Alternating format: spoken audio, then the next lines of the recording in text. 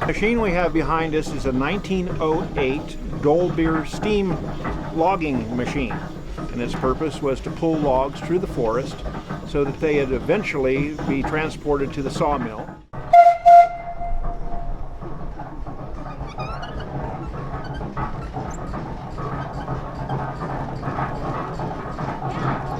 The engine operates essentially by a wood fire boiling a steep kettle full of water, creating steam.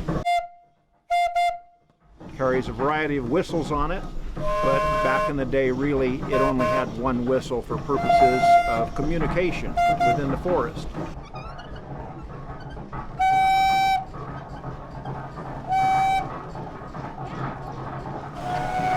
If there was a need for communication over the side of a hill, they would have what's called a whistle punk, a small boy that had a wire that was attached to the whistle, and he would watch the logging operation below and then pull the whistle at the right time so that the steam engineer could engage the machinery and pull the log up from an area where the engineer couldn't exactly see it.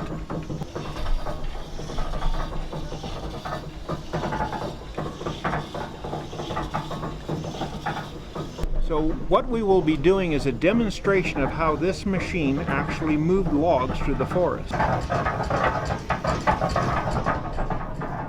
Essentially, the loggers would drop the trees and this machine would roll the logs into two-pole chutes, which is basically a road through the woods.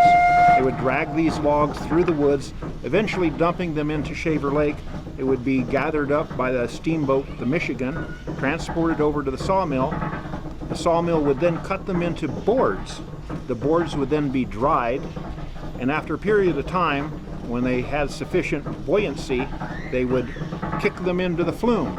And then the flume was 42 miles long and would reach Clovis 6.5 hours later. So at the turn of the century, this was the latest and greatest technology. So for 108 years old, it's a pretty fascinating machine.